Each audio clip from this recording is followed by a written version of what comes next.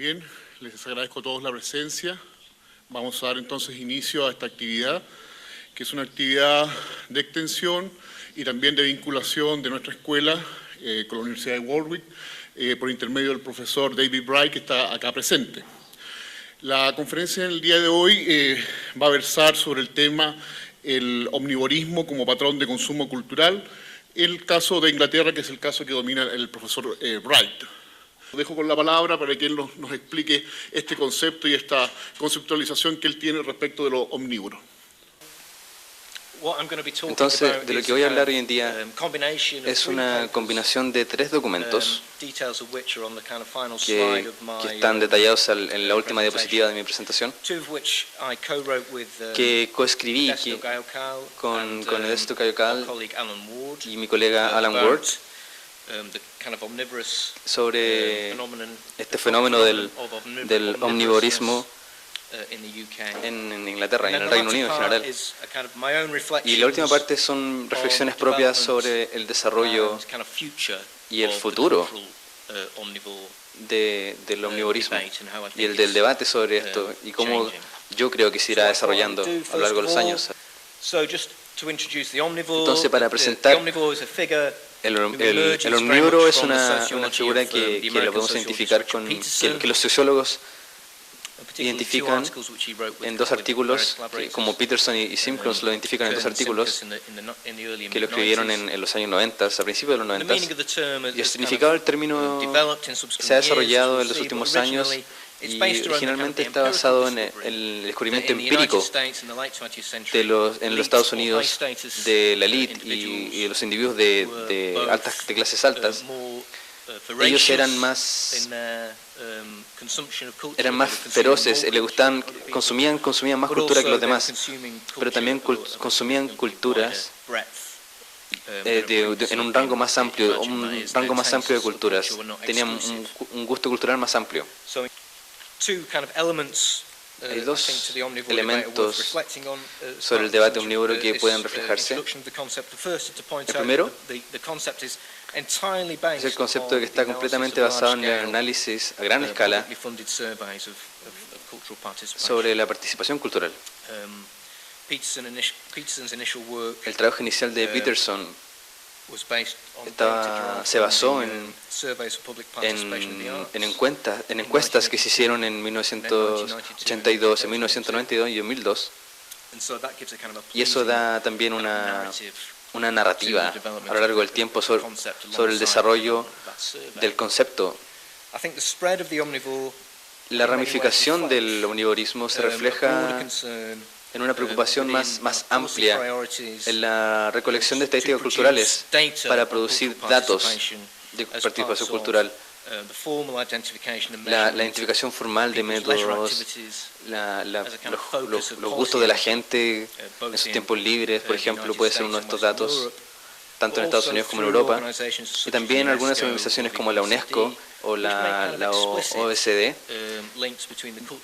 dan un enlace más explícito sobre el desarrollo cultural y el desarrollo humano en esos lugares, como el capital humano, por ejemplo, si quieren llamarlo de esa forma. Así que podemos especular que el omnívoro y esta idea de consumo cultural ya no son exclusivas, sino que es una idea más atractiva para todos los polos, en el concepto de nacional, regional o mundial incluso. Más que nada las artes y de ser responsable de las cosas por las cuales antes no nos interesábamos. Entonces el enfoque del que hablamos en las culturas occidentales, en las culturas del Reino Unido, por ejemplo, sobre el capital cultural y la exclusión social, habla sobre que las tres dimensiones que tienen los omnívoros: el primero es el gusto, gustar o disgustar; el segundo es la participación, qué quieres que haga la gente; y la tercera es el conocimiento, lo que sabe la gente sobre esto. Y este último, más que nada, es bastante nuevo en el concepto de omnivorismo. Antes no hablábamos mucho al respecto, ya que es una manera de probar si están siendo honestos o no en las cosas que saben. Por ejemplo, si te gusta música clásica, es mucho más difícil saber, mucho más difícil decir que uno sabe sobre y saber. Entonces hicimos muchas encuestas al respecto y en 6 campos de actividades culturales les preguntamos sobre cuáles eran los 4 eventos nacionales de televisión que la gente disfrutó viendo, que recuerda haber visto. Por ejemplo, la final de la Copa FA, el discurso anual de la reina, entre otros. También de una manera similar hicimos una escala sobre el conocimiento de la gente y una escala de participación basada en cómo se involucraba la gente en estas actividades, ya sea fuera del hogar o obviamente fuera del hogar, que lo dividimos en 27 ítems, incluyendo el bingo, la ópera. Un quintal de estas escalas pudimos identificar que 10% de todo, un 10% era omnívoro, ya sea un quintal de estas 3 escalas era omnívoro. Y podemos hacer más que nada ciertas inferencias al respecto. La primera que queremos decir en contraste con la teoría de Peterson es que ninguna de esta gente puede ser identificada como élite. No son de alta sociedad. Ellos podrían ser identificados como intelectuales, miembros de las clases medias, pero no élite. Bueno, a lo mejor podrían tener algún grado académico de la universidad. Identificamos 4 tipos de omnívoros. Y voy a hablar en más detalle en 2 de ellos, pero también encontramos de que dentro de las investigaciones en este tema, que Bethany Bryson, en su estudio sobre el heavy metal, en su gusto por el heavy metal, que habían límites en el omnivorismo en este tipo. En el Reino Unido, a los omnívoros se les dice que le pueden gustar todo tipo de música. Por ejemplo, la televisión, que es lo que yo no entiendo que esto no pasa en Chile. Felicitaciones. Ya no hablamos de una televisión de realities. Le gustan los realities, la música de TV y especialmente la música hip hop. Jenny, que es uno de los que respondió, dijo que en Escocia, y aquí voy a leer, habla como Big Brother, el reality en Europa o en el Reino Unido.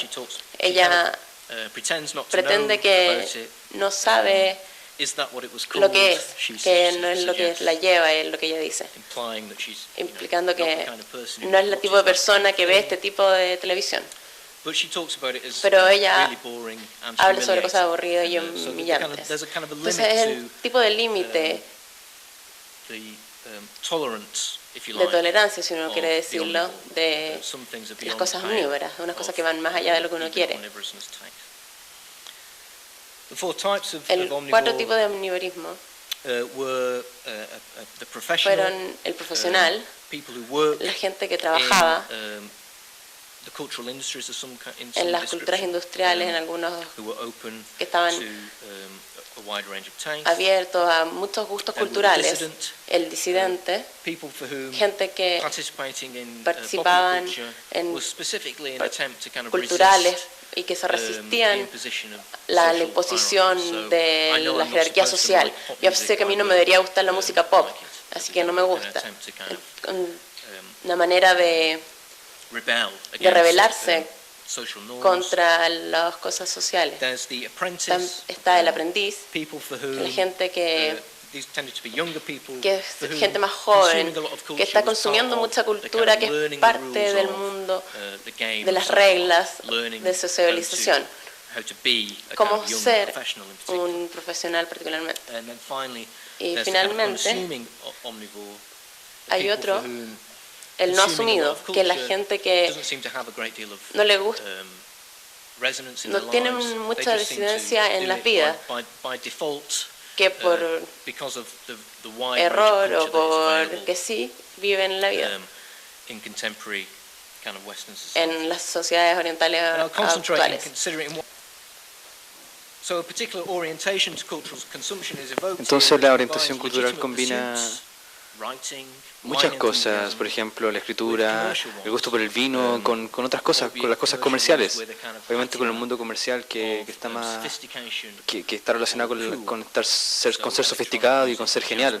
Por ejemplo, la música electrónica o la música jazz. Y un gran número de personas se identifican como miembros de estas clases, y clases que se están expandiendo y que están creciendo mucho. Entonces, en términos de Starkis, la lógica de este argumento es que la ramificación y la gran cantidad de gente que está hablando sobre cultura hoy en día, y también el término, también pone el término de esta conversación. Y la narrativa clave es Steve Tepper, por ejemplo, que dice que en 1994 uno de 62 postulantes a universidades en el Reino Unido querían una carrera de artes o diseño, y en 1999 era uno en 19.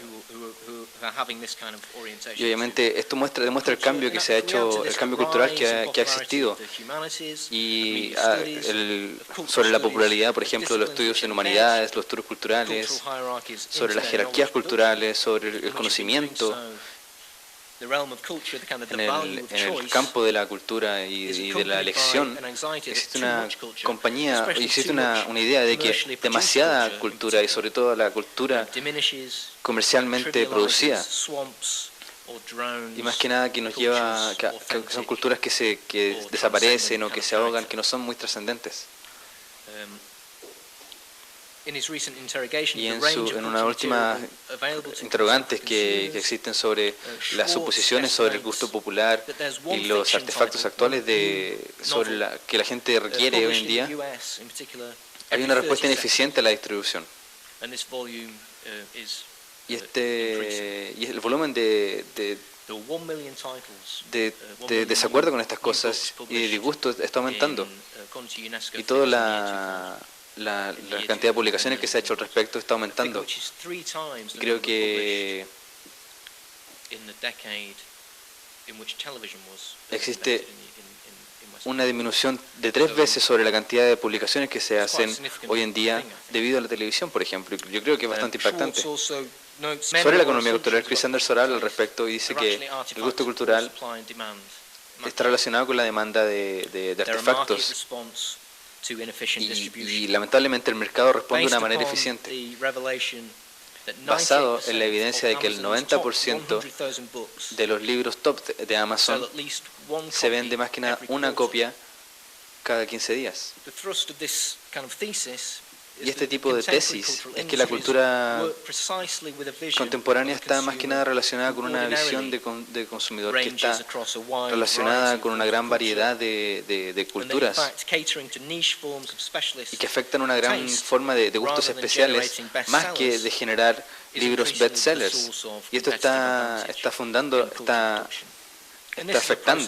la abundancia de cosas, ya que la gente no puede comprar la gran mayoría de catálogos digitales de iTunes o de iBooks. Y obviamente esto es un proceso muy largo que irá avanzando, en donde la tecnología domina la distribución cultural. Creo que hay 2 tipos de implicaciones metodológicas.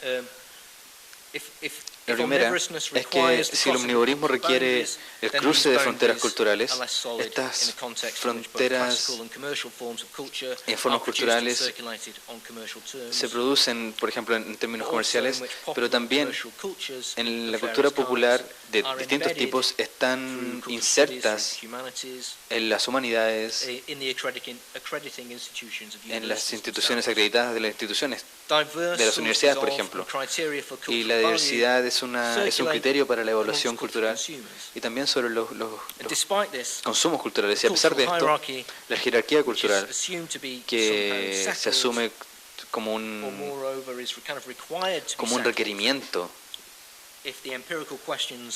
frente a la pregunta empírica que nos habla sobre lo que pide el omnivorismo. Un ejemplo de esto es que en nuestro estudio descubrimos algunos patrones contemporáneos bastante intrigantes en el Reino Unido. Por ejemplo, si toman la definición de alta cultura, esta forma de cultura, que obviamente está relacionada con gente que tiene más educación, obviamente tiene sentido relacionarlo así como alta cultura con gente altamente educada. Sin embargo, en el Reino Unido tienes más posibilidad de que te guste el heavy metal si estás bien educado o no. Entonces es raro ver cómo pensar que el heavy metal forma parte de la cultura alta, porque la gente educada escucha heavy metal. Obviamente, nosotros en otro nivel sabemos que no es así, que el heavy metal quizás no es alta cultura. Entonces lo que esto representa es que el incremento de la música rock tiene una forma de relación en el Reino Unido y revela cómo se ha ido incorporando la cultura popular a la gente altamente educada o gente académica o erudita. El segundo punto tiene que ver con la dispersión del valor y habla sobre una pregunta metodológica sobre cómo capturamos el omnivorismo y cuáles son los métodos y la complejidad para hablar al respecto. El debate sobre el omnivorismo tiene que ver con el gusto musical y está relacionado sobre cómo se mide el gusto musical y también cómo se mide relacionado con el campo de la música. Por ejemplo, en 1996 hubo un artículo que se dividió en tres categorías: música clásica y ópera, música fácil de escuchar, y la música country, ya sea gospel, rock y blues. Y finalmente, como he hablado, el omnivorismo es una posición bastante al azar, bastante default en las culturas occidentales. La abundancia en el campo de la cultura y la variedad de barreras nos lleva a dos conceptos de omnivorismo y que yo encuentro que son bastante importantes debido a la mundanidad, ya que este proceso siempre va cambiando, la producción cultural y el consumo cultural siempre va cambiando y cambia en tiempo y espacio, obviamente, a finales del siglo XX y a principios del siglo XXI, lo que estamos viendo hoy. Y en un nivel más general, el omnivorismo es un tipo de síntoma o de artefacto estadístico de los campos culturales de los últimos 30 años. Y también debido a la orientación de las personas que están relacionadas, a cómo se relacionan y cómo se comprometen con las jerarquías culturales, o también cómo promueven de una manera más amplia sus categorías culturales. Y también el debate del omnivorismo revela que el mundo cultural es imaginado por la cultura mundial y por los gustos. Y obviamente así hablo de que la cultura se produce a sí mismo y que los productores culturales dan más aportes de una variedad cultural y de la vida cultural, aportan mucho más que los sociólogos culturales.